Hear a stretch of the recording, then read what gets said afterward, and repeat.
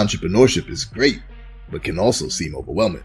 Wouldn't you like to know the pros, opportunities, and problems with different business and investment strategies before you jump in? Well then, welcome to Entrepreneurship Xposed. What's good, everybody? Yo, we are here with another episode of Entrepreneurship Xposed with your guy, Beez, business builder Beez, business buyer Beez. Let's go. So today we are joined by a really good friend of mine. This dude is an upstanding dude. He is, we met each other during the Clubhouse days. Oh, man. Clubhouse days, man. That was some fun times. A lot of networking going on virtually. We were still in somewhat of a lockdown and all of that. We immediately connected, resonated with each other. And he always tells a story about he likes to double check and make sure people are what they say they really are. So he pulled up on me in South Florida. And, he tell you that I was who I said I was. Yes, sir. So today, we're going to get into exposing the world of government contracting, the art of the middleman. So shout out to our guest today, my guy, Jason White, first name, last name. Let's go. What's good, brother? My guy, Beez, man, what's happening, man? It's a long time coming. This little sit down for the public, this has been a long time coming. We always have sit downs and conversations, but to expose it like this is good. This is gonna be dope. Yeah. Yes, sir. Definitely, man. It's a long time coming. And like you said, we talk all the time. We're doing different deals. We making things, seeing how we could connect, work with each other, expand programs, bring more people in. We're doing all type of stuff all the time. But on an official basis on the podcast, this is the first and not the last as well. 100%. But my brother, hey, tell the people a little bit more about who you are and what you do. Man, I'm Jay White, first name, last name. Y'all see what the topic of discussion is the art of the middleman, right? So I get the federal government contracts and I subcontract them out. I don't see the work. I don't touch the work. I don't see the workers that actually do the work either. So when we talk about really middlemaning and facilitating a deal, I'm doing that with federal government contracting, and I'm doing it consistently and getting a residual income from the federal government. There we go, bro. How did you come up with this? Like, what made that? Where'd you get the idea to even do this? Yeah, bro. So entrepreneurship and all this fell in my lap in 2008. I definitely wasn't looking to be an owner. I wasn't looking to have a business. I didn't know what an LLC was, and that people laugh when I say that. Hell, I didn't. In 2008, I was too far in the street life, and then I was, at that moment in time, I had just got released from the brig, so I was just working my gas station job and just good. I was just chilling. But my homeboy is the one that introduced me to federal government contracting, and then he couldn't even really teach me, so I had to teach myself. But that's how I got introduced to it. Yeah, man. Okay. Well, see, now the public doesn't know this, not everybody, but we did a tour recently, right? Yes, and it's the first one of many to come.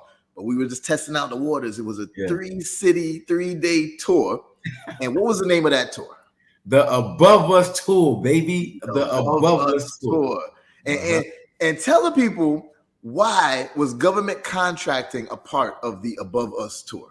Because most people don't consider government contracting as a way to make income, and definitely not as a way to make residual income, because they think it's above us. They think it's above them. Like, all right, he doing that's cool. I'm going to stay in my lane. I can't get to that level, so I'm not even going to try. They think it's over their head because the federal government has all this jargon. They got all this confusing documentation that you got to go through. So most people feel like it's above them and they can't do it. So one of the reasons why we created the tour and federal government contracting was a big piece of it is simply because I know how to break the information down so you and anybody else that romance the thought of doing government contracting can feel like, hey, I can do this. I can get it done. If this dude did it, I barely graduated high school, man. You know what I'm saying? I got my PhD, baby. I got my public high school diploma. So I tell people that. So if I can do it, they definitely can do it. And the way I deliver the information makes it an obtainable goal for them. That right there is the most important part, man. Yeah. Because okay, so in the Above Us store, I was also a part of it, and I was speaking about how to acquire businesses, especially for no money out of your pocket, right? And most people forget about the no money out of your pocket part. Just buying a business, they're like, "What? Oh, wow, that's amazing, Beez. You're a genius." I'm like, "No, I'm not. I'm not a genius." They say, "Oh, nobody's talking about these type of things in our community, maybe." Yeah. But a lot of people, in other communities are talking about it. This is something that's been going on for centuries, right? So the fact that, or the reason why people really resonate with me and they're like, okay, they think they can potentially do it now is because I simplify it, right? And I think that's where you and I ended up resonating a lot with, because you do the same from the government contracting side. You simplify it for the average person to be like, yo, okay, this makes sense. There's no way, bro. We think about this all the time. I mean, I've heard you speak numerous times. You heard me speak numerous times. There's no way we can possibly take a topic like government contracting and continue to give government jargon to people that's never heard of it. You got to break it down to the simplest form. So even if somebody is remotely interested, they're interested based off of how you deliver the information so they can easily digest it. So then they can make a decision. Oh yeah, I want to rock with it. Or nah, it's still not for me. But we can't be, most people confuse people by using big words and all this acronyms and stuff like that. You ain't gonna get nowhere like that. You ain't get nowhere. Yeah, for sure, man. And we have to also take the onus on ourselves too, though, because I gave an example the other day. I don't remember. It might have been during my Motivational Monday talk or something. And I was saying that, how many people have life insurance plans, right? And then I said, how many people had even your credit card, when you get your credit card, it comes with like this packet of all the information and the benefits that you get in your credit card, right? But how many people actually read that? You see what I'm saying? And then how many people go and get those benefits? It tends to be the wealthy who do that. You would think it's the opposite. You would think that the wealthy, I don't care about the benefits. Nah, that's why they wealthy, because they always care about the details. Right?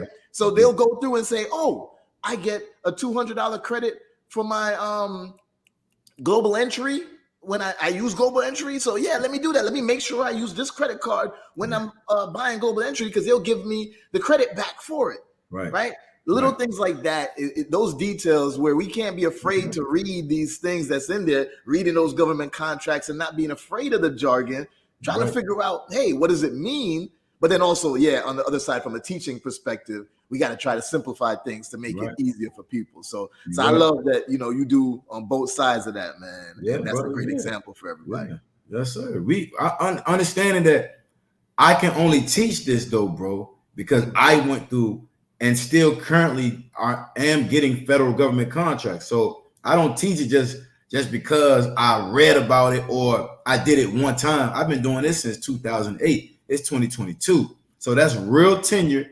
That's real situations, ups and downs, highs and lows. That's being consistent. That's understanding the world will change. So that means contracting will change, being abreast on what the new rules are and regulations. That's a whole thing. But now, like you just talked about, what type of information to read, what details to actually provide anybody so they can execute. Most people ain't. That's a skill. That's actually a learned skill that you have to have. And most people don't cultivate that skill before they start to teach somebody anything. There you go. For real, brother. And not just cultivate the skill before you start teaching, but continue to enhance the skill while you're teaching, right? And again, I feel that's another thing that we resonate well on, because for us, we're doing these things right now.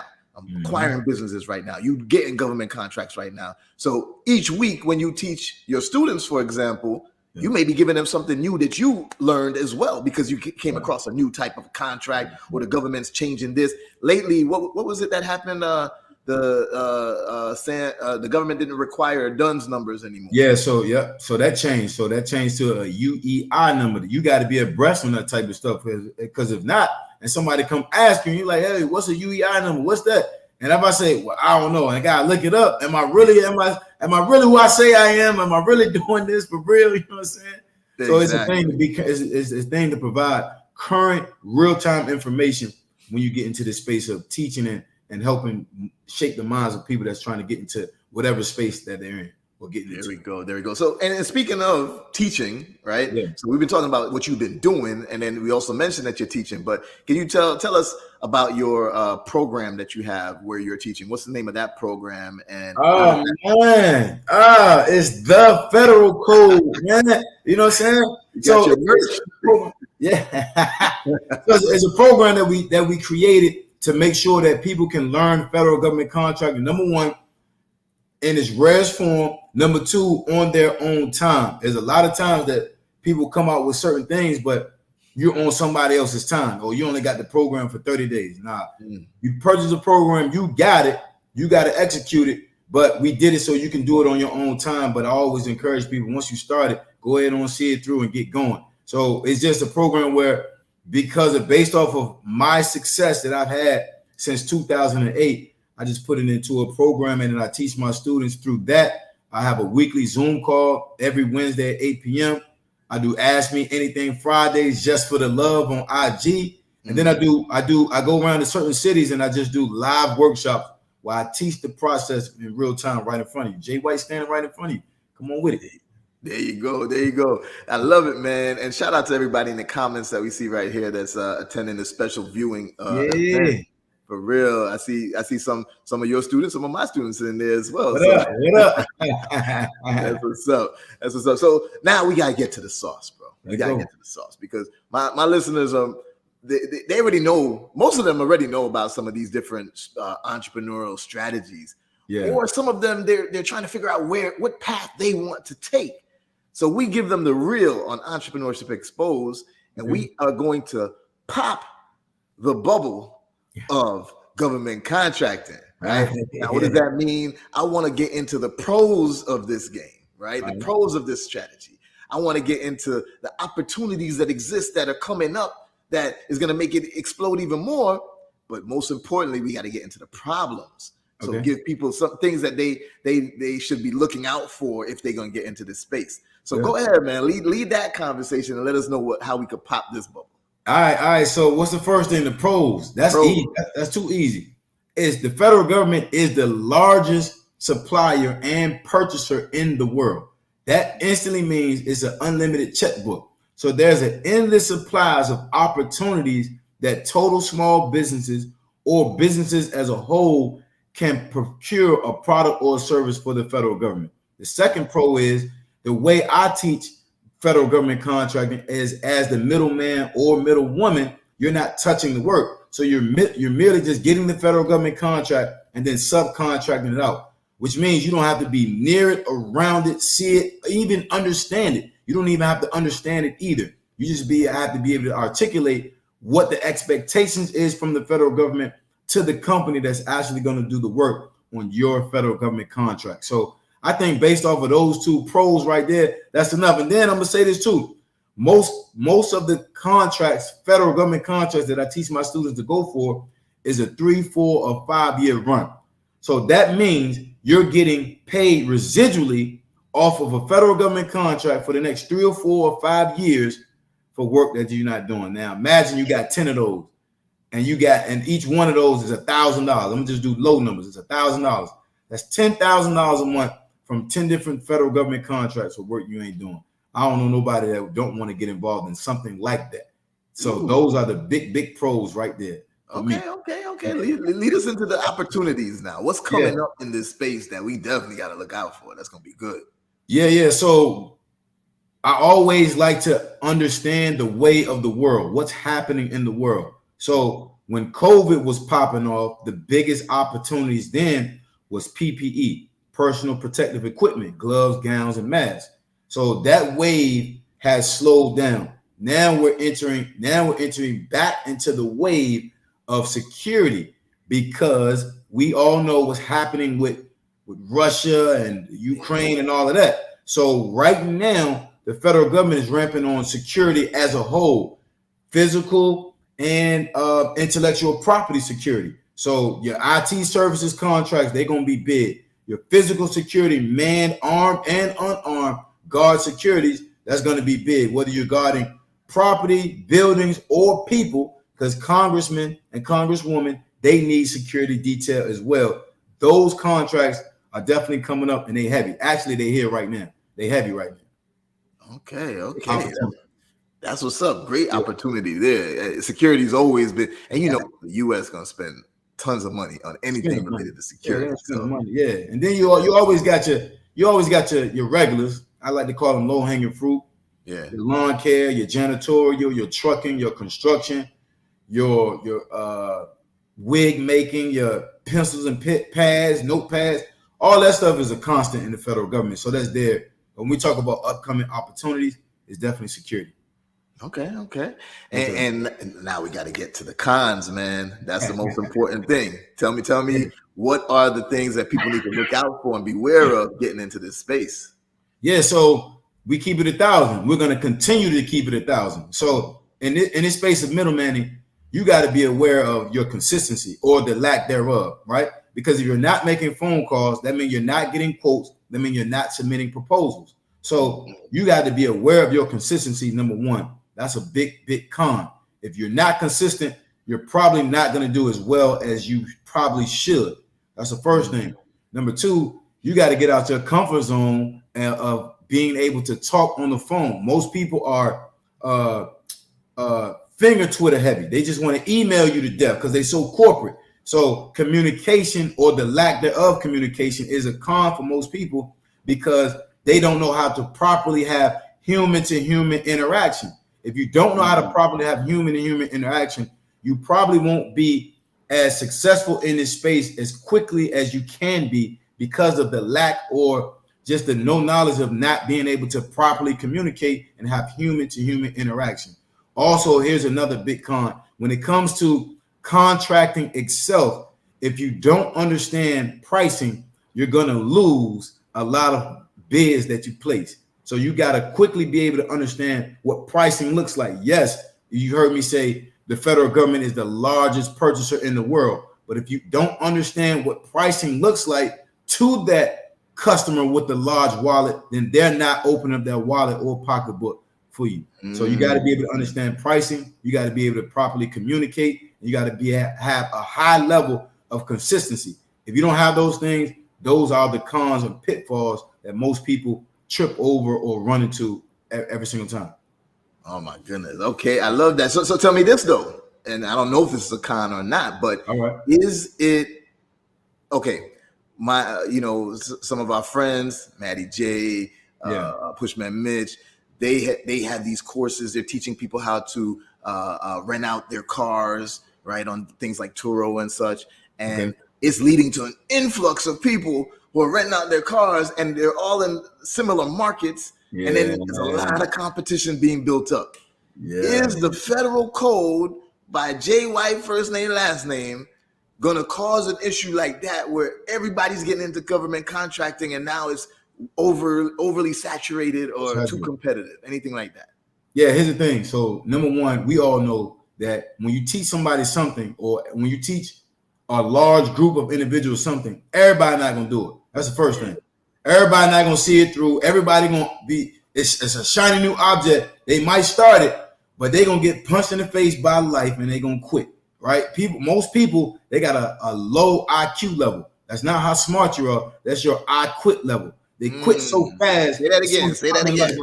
Huh? Say that again. Say that again. Most people, because it's a fact, most people in life, they got a low IQ level. That's not how smart you are. That's your I quit level.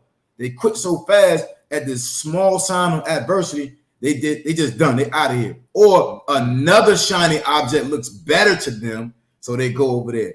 So that's the first thing. Second thing is this. There's 96,000 federal government contract opportunities, not a month, not a week, but every single day. 96,000 federal government contracting opportunities every single day. Now it's 365 days in a year. If somebody was to do 96,000 times 365, that means there can be no competition because or oversaturated because there's 96,000 opportunities. Yes, some people will go after the same opportunities. Fine. Remember, we're bidding anyway. So that means we're already in competition for contracts because we're bidding. That's the first thing. But an oversaturated market in federal government contracting, it can't even happen. There's too many opportunities. 96,000 times 365, whatever that number is crazy.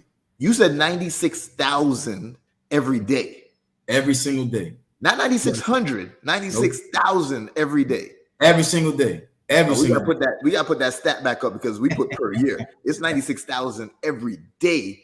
Every day. Yep. 96,000 federal government contracting opportunities every single day. So there's no way that even if, I don't know, 16 or 17% of one race or population come into federal government contracting, it still don't even matter. It still don't even matter. I love it, bro. Okay, so I saw somebody in the chat put like what you're talking about sounds like what I advocate for in the BBI, the Business Builders Institute. Okay. Working above the business, meaning, hey, I don't want to be in the middle of the business. I don't want to be in it as an employee or self-employed. I don't even want to be on it as a CEO. I want to be above it as an investor. Would you say that government contracting is more on it as a CEO, or can you be above it as an investor and hire a CEO in place to have it running? So you can do both. So now that I have, got 41. I was gonna say 42, but I just didn't get reinstated for another contract yesterday. But anyway, so I got 42 contracts right now total. So when you get to that level, I don't work in my business anymore. I got somebody else to run it. So at that point, I am above my own business. I'm above it. So I just get the reports. I have the times I don't even read it, and I just get the money, right? So, but when you're starting, you have to be the CEO because you have to understand what the process looks like of being awarded a contract, managing a contract after being awarded, understand what it looks like to get those option years carried through for one contract. So you can be above it, but when you start, you have to work the business, and working the business is merely just project managing the contracts because there's another company actually doing the physical work on your contract. But in the beginning, you got to actually work it and manage it properly. But once you get to so many, then you understand what building your team looks like so you can do what you like to do and be above that business. Okay. Now, listen, I always steer the conversation towards acquiring businesses, right? Buying businesses. Right? Now, you already are exposed to this because you know what I do, and you and I have been talking, and we trying to get on some projects to get some businesses bought for you as well, right? Yes, sir. Now, what are your thoughts on acquiring businesses, and would you do it within the government contracting space somehow, or just as separate individual businesses that's just going to run, on its own? Yeah, so I would do it both ways because I did it. I didn't even know that I was acquiring business. I tell this story all the time. You heard me. So I went to get a federal government contract for a non-transportation medical contract. Well, I had to reach out to non-emergency transportation companies. So when I did, one guy was like, "Look, man, I want to do the work, but I want to actually sell my business." I like, "Well, sell it to me, but can you stay there? Like, I don't know how to run that business. Can you stay there?" He said, "Yeah." Now, I didn't use your strategy because I didn't know it. So I bought the business. I bought it at a certain dollar amount.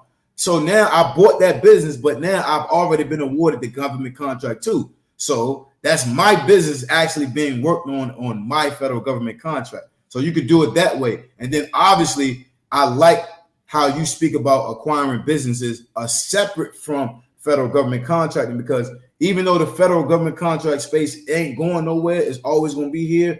But there's businesses that ain't going nowhere either, that need to be acquired and that you don't have to do anything with. So it's we teach some of the same principles, actually a lot of the same principles, because the mindset, the concept, the communication, the consistency, the pricing, all of those things take place when you're thinking about acquiring a business, and even if it's feasible to acquire that business. So I would do it both ways, inside and outside the government.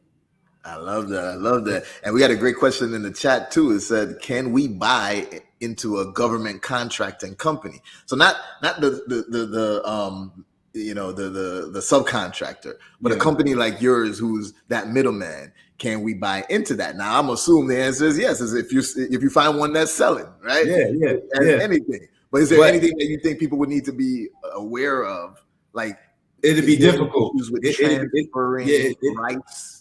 Like, it'd be very difficult. It'd be very difficult. Here's why I say it'd be very difficult. Most middleman or middlewoman companies, they're not advertising at all. You don't even know that they have a business or it exists unless you're just having a conversation, right? So prior to me even being on any social media platforms at all, I didn't go around telling people, yeah, I got a business and I got these contracts. People would ask me, what do you do? I say, I'm a glorified echo. Like, that's all. And they'll laugh all the time and I just brush it off. You know what I'm saying? It's not a big deal. So number one, it'd be hard to find a company like mine to even figure out about acquiring it. Then number two, when you acquire a business like mine, transferring contracts and S corps and all that in this type of space, it can be done, but it'd just be difficult. Yeah, that makes sense. That makes sense. So tell me, actually, you did mention to me recently about somebody wanting to buy one of your companies. So you've been on the, hey, I'm a buy a company side, but you've also been on the, I'm selling companies side. Yeah. So you want to explain a little bit about that, or is it still under? That's cool. That's cool. Okay. I can do a little bit of it. So from my federal government contract money and all the income that I'm continuing to generate there, I'm afforded the opportunity to start businesses that I know have a future, long term. I'm all about long term because federal government contracting is long term. It's not going nowhere. So I created a company and I'm moving along. Everything is good. Somebody did ask me, what company do you have? And I mentioned that because that's my newest company. When I mentioned that new company to him, this gentleman asked more questions and he wanted to, number one, first he wanted to team up.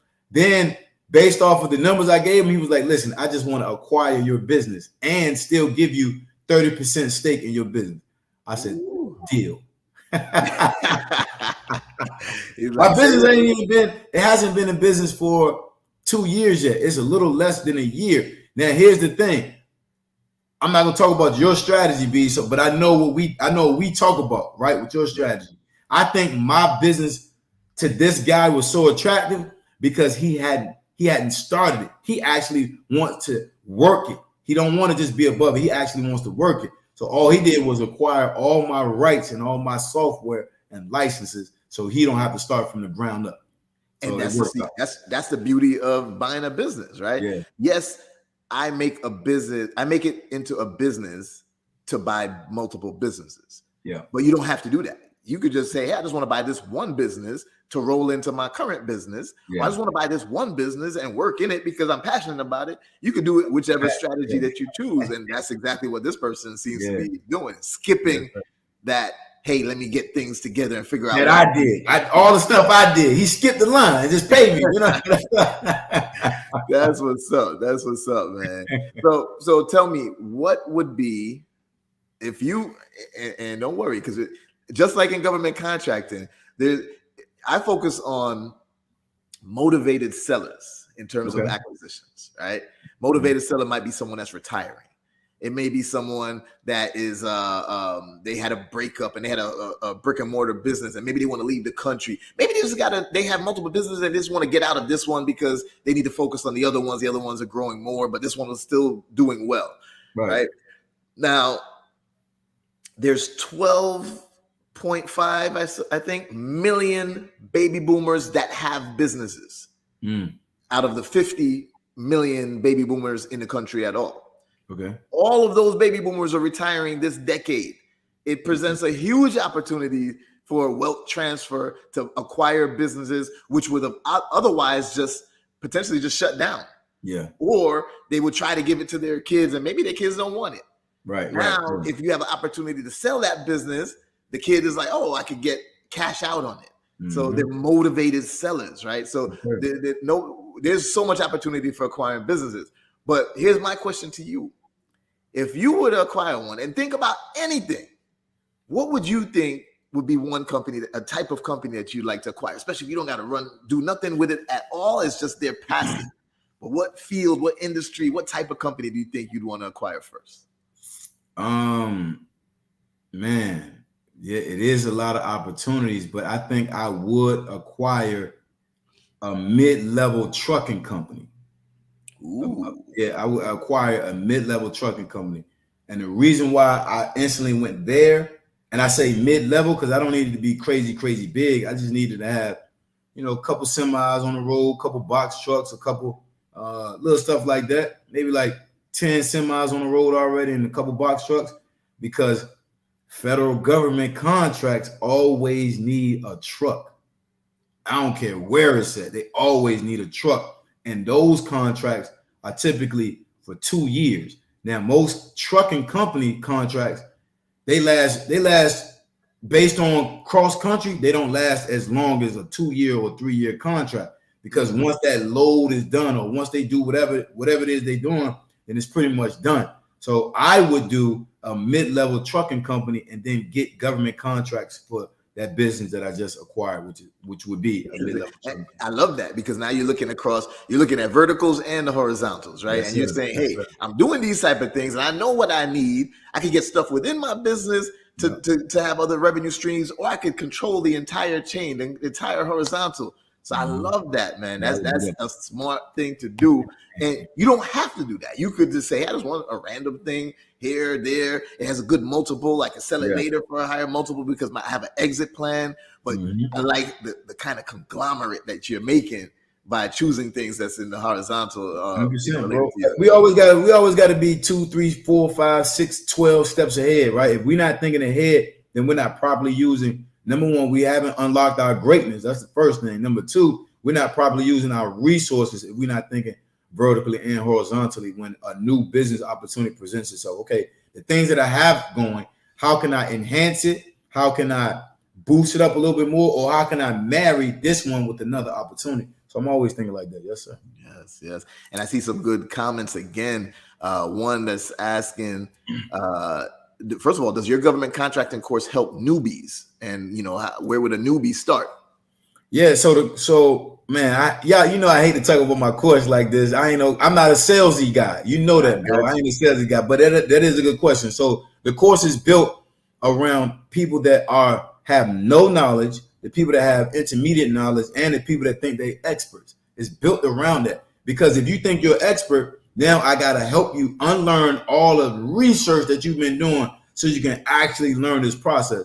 If you're a newbie, it's definitely one of the best starting points that obviously I'm doing it. But when I look across the board at what other government contracting programs are out there, mine starts you from the simplest point of how to even get an LLC.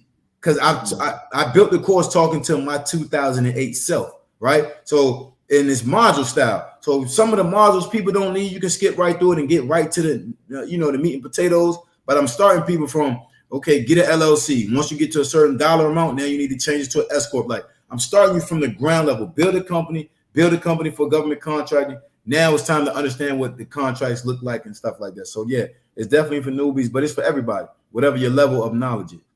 Definitely, that's what's up. And another great comment I see is have a family member acquire the mid-level trucking company, and then they can also secure that 8A status. Can you talk about 8A? Yeah, please. Let's talk about it. I'm not an advocate for 8A. Me personally, I'm not an advocate for it. Is 8A beneficial?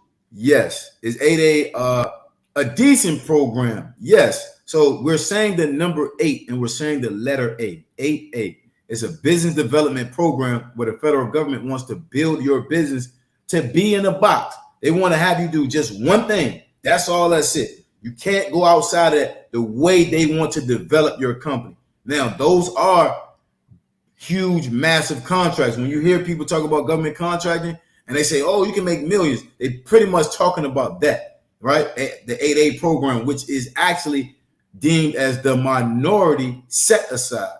So most people don't even put those two together, but that's what the set aside is, 8A program. Now, I'm not an advocate for it, and here's why. Because they want to put me in a box. That's the first thing. I don't want to just go after one type of contract.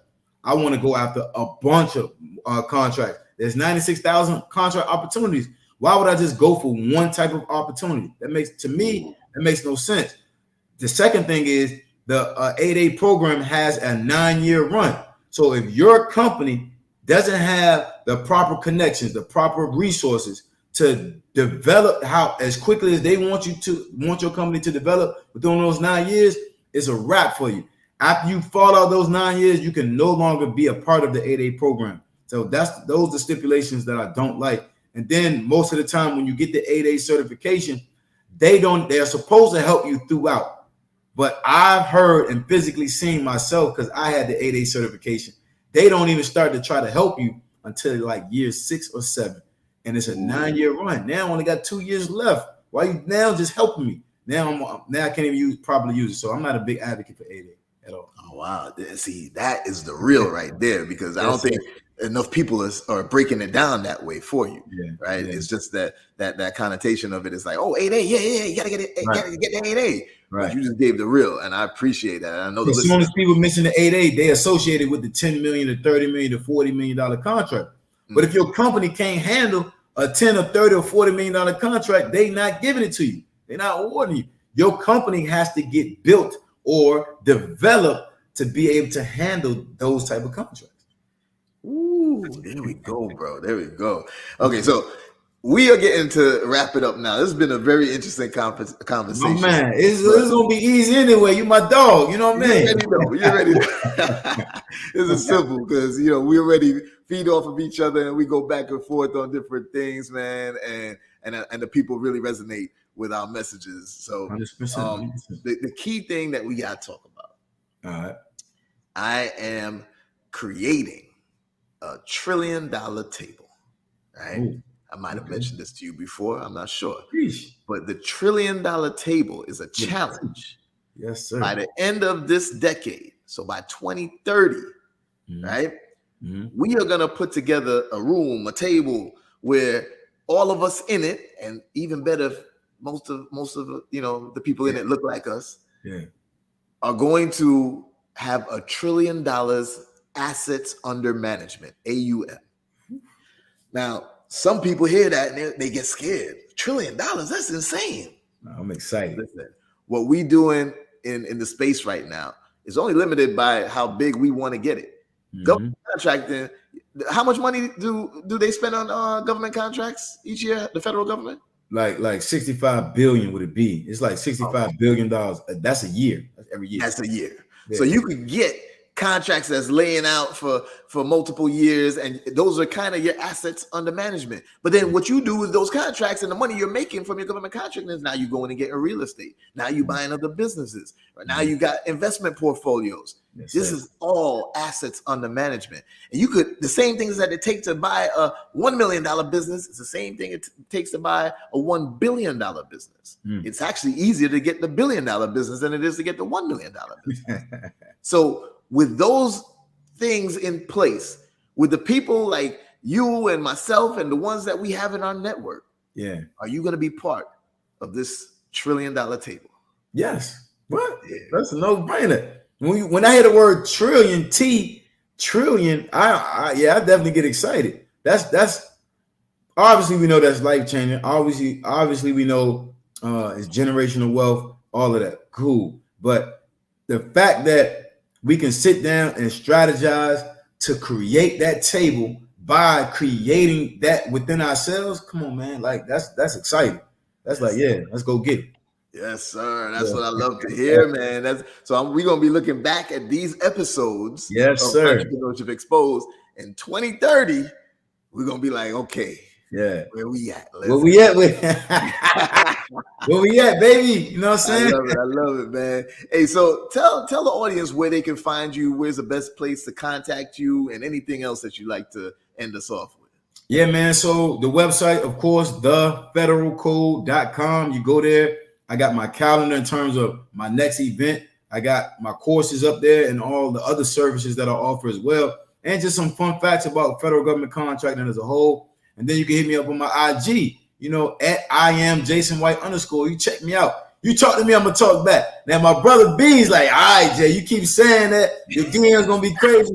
My DMs are crazy. But I get to them, you know what I mean? I get to them when I'm in the gym, when I'm in the sauna. And that's just me talking to you because this is how I personally feel. And bro, you know this. If somebody take the time to reach out to me, I'm going to try my best to find the time to reach out to them, whether it's a quick little voice note or I'm just saying, hey, what's up? Thanks for the appreciation or the love. Like, I think that's important for us as the new leaders of influencers to just do it a little bit differently. You know what I mean? Yes, 100%. That shows that you're an upstanding guy, that you know, considerate for those who are invested in themselves by working with you. That's right. So that's definitely a great characteristic, man, and that's one of the reasons why you and I connect so well and continue to rock together for sure. Yes, sir. Before we drop off, I do see one last question that I want to get answered too. Okay, somebody just asked that they just got a new LLC, and can they get into government contracting, or do they got to wait like 6 to 12 months? Oh, I love that. So that's why I always say federal government contracting, because there's two other levels, state and then local. At the state and local, they put that red tape on y'all. Yeah, you got to wait 2 years. You got to wait. You got to have this and create a DBA and all that. Nah. Federal government, like, yo, you created your LLC? Great, congratulations. Now register that into sam.gov. That's all you got to do. Obviously, you still need an EIN number, but you register your LLC and your EIN number into sam.gov. That's all. That's it. That's all you need. Ooh, there we go. You can create an LLC last night and register that thing this morning. It's like that.